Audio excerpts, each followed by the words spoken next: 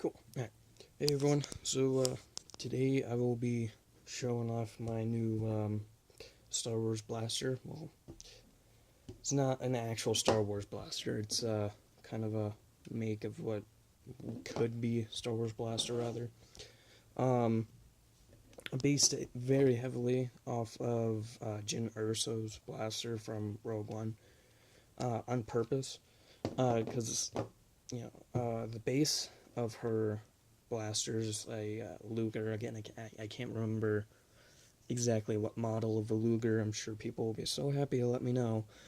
Um, but the M1911, which is the gun I based this one off of, is kind of the American cousin of the Luger. So I thought it'd be appropriate, and it kind of matched it really well. Now I could have done it better back here, but I kind of like the look of it. So this is a little bit of a different build than what I normally do. What I did is my stepbrother has this same exact gun that I use. So I took a M1911 airsoft gun. Probably not very accurate. I know it's not very accurate, but I'm not caring that much. But the interesting thing about these was that it was actually kind of easy to make. All you do, this one I can actually kind of show you the process. I'll keep this up here. So what you do is, if you have this kind of model, what it is, it's a Stinger, what is that, P311. I'm trying to read through my camera. Made in China. What is this, a Cross Arms or whatever it is? I can't remember exactly what the brand is, but I'm sure you guys could probably figure it out. This thing costed both of us like $20. It has this little safety thing, this little latch. So this particular model, the way that it comes apart is the slide latch kind of moves like that. So you just pop this out, and this acts as a fastener for the slide to pop out. Now this is what I worked with. Now on mine, right here, this little piece was broken off, and you are going to need to break that off if you are doing this build. And what this piece kind of does too, if you just want a kind of a really cool effect for your gun for like a video or whatever, whenever you break that off, it makes the slide stay back whenever you cock it. So you'll pull and it stays pulled back until you pull the trigger and it goes forward. So you could probably use it in a reloading scene or whatever. You just have to make sure no one catches the fact that you pull the trigger to have the slide move forward. Anyways, but yeah, and for some reason this one, the hammer kind of does not stay back. We have no idea why. There's a bunch of these things have been hammered through a bunch of moves and everything, but normally, it would stay back. But you do need to break this middle piece right there. So once you do that, what I did, you can do a couple things. One, you can either cut the back of this off from right about here back, or you can do what I did, and I just remade the piece out of foam, more or less. I kind of gave it an extra heavier grill for like a heat sink. It didn't come out very well. I'm sure people could do a better job than that. But yeah, you can either cut it back if you don't worry about it, or if you don't care about it. Me, I may need the other slide. I don't know. But yeah, so if you do just cut that off, you just cut it off and you slide it back on here. If you make it out of foam, you're gonna have to cut out a little notch because there's this extra ridge right here, and then an even more slotted ridge right there.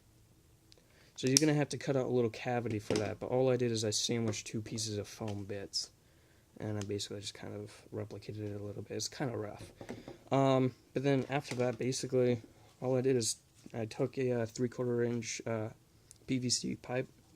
I made this go all the way down until I hit the end of that ridge. Measured about how long I wanted it. I measured it just a little bit longer than the actual slide. Just to kind of, I don't know, blasters in Star Wars, if they're a pistol, they kind of tend to be a little bit longer than the original gun used to be. So there's that. Yeah, so I did that.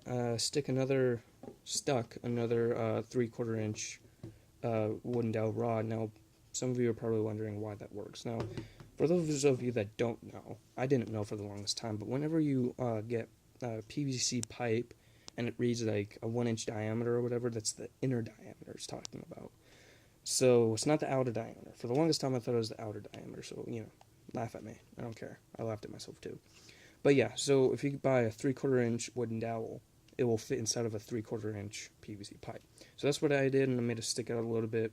I might bore a hole through the top if I can find out a way to do that without splintering it. But for right now, this works.